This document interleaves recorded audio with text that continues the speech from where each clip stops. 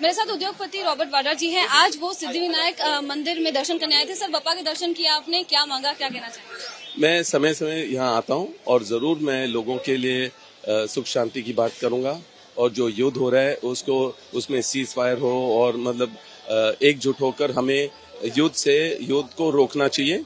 और वहाँ मुझे लग रहा है बिल्कुल किसी का भला नहीं होगा। जो भी हम देखते हैं टीवी पर, जो बच्चों के ऊपर और महिलाओं के ऊपर अत्याचार जो हो रहा है, जो मौतें हो रही है, उससे खाली दुख हो रहा है सबको और गलत है ये सब। तो जरूर मैं उसके लिए यहाँ मैं जरूर आता हूँ, समय समय पे आता हूँ सिद्धिविनायक, और मैं जरूर ये बोलूंगा कि खुशी और शांति होनी चाहिए यहाँ। जी सर, आपने युद्ध की बात की तो इसी मुद्दे पर आज प्रियंका गांधी जी ने ट्वीट किया है, नाराजगी जताई है कि इंडिया ने सीज फायर को रोकने के लिए वोट नहीं किया है। इसे आप किस तरह से देखते हैं?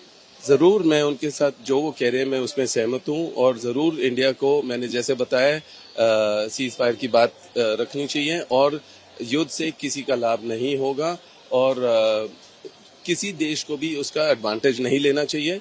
और मैं यही बोलूंगा फिर से कि जो मौतें हो रही हैं और जो मुश्किलें हो रही हैं, बिल्कुल सबको बहुत दुख है इससे और युद्ध को रोकना चाहिए। राजस्थान में अब 5 राज्यों में चुनाव होने वाले हैं। राजस्थान में चुनाव के पहले कांग्रेस के नेताओं पर ईडी की कार्रवाई हो रही है। इसी किस तरह से देखते हैं, क्या तैयारी है कांग्रेस की और कांग्रेस की स्थिति कैसी है चुनाव के पहले? देखिए, बीजेपी का प्रचार में जरूर एजेंसियों का दुरुपयोग होता है और एजेंसियों को और राजनीति को बिल्कुल अलग रखना चाहिए और किसी भी एजेंसी पर लोगों पे भरोसा नहीं होगा, क्योंकि जब भी कोई भी उम्मीदवार होते हैं, कोई भी इलेक्शन होते हैं, किसी स्टेट इलेक्शन, उसमें जो भी उम्मीदवार है उनके ऊपर जरूर ईडी उनको परेशान करती है। कोई पुराने केस बेबुनियाद इल्जाम लगाते हैं और पुराने केस उठाते हैं और उससे कोई नतीजा निकलता नहीं है। जब भी इलेक्शन खत्म होगा वो सारा जो ईडी का जो मामला है सारा दूर हो जाता है और उसका दुरुपयोग हो रहा है बीजेपी के द्वारा। लोकसभा के पहले 5 राज्यों में चुनाव हो रहे हैं, क्या लगता है कांग्रेस कितने हद तक जीतेगी, कितने राज्यों में कांग्रेस आएगी? देखिए, लोगों को बीजेपी से अब दुख महसूस होता है और मतलब खुशी नहीं है। जिस तरीके से वो सरकार कहीं भी होती है तो तोड़ते हैं, चाहे कर्नाटका हो और मध्य प्रदेश में भी हुआ था। और मुझे लग रहा है कि सरकार ने लोगों ने जैसे बीजेपी को हटाया कर्नाटका में, वैसे ही आप देखेंगे एमपी में और 5 राज्यों में कांग्रेस की सरकार बनेगी। इंडिया गठबंधन के बारे में क्या कहना चाहेंगे? आपसी टकराव कहीं न कहीं देखे जा रहे हैं चुनाव के पहले, तो क्या 2024 तक इंडिया गठबंधन टिकेगी या फिर और मजबूत होगी? देखिए, जो गठबंधन बना है उसमें सब पार्टियों को जितनों को परेशान किया गया है, इसलिए एक गठबंधन बना है और जरूर यहाँ सबकी बात सुनी जाती है, सुनवाई होती है सारी पार्टियों की।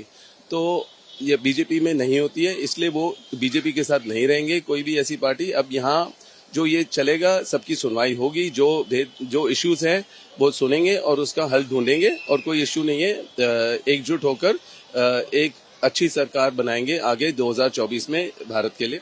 आखिरी सवाल सर पूछना चाहूंगी, 22 जनवरी को प्राण प्रतिष्ठा की बात कही जा रही है राम मंदिर में। चुनाव के पहले बीजेपी का जिस तरीके से उन्होंने तैयारी की थी राम मंदिर को लेकर, अब आखिरकार वो होने जा रहा है, इसे आप किस तरह से?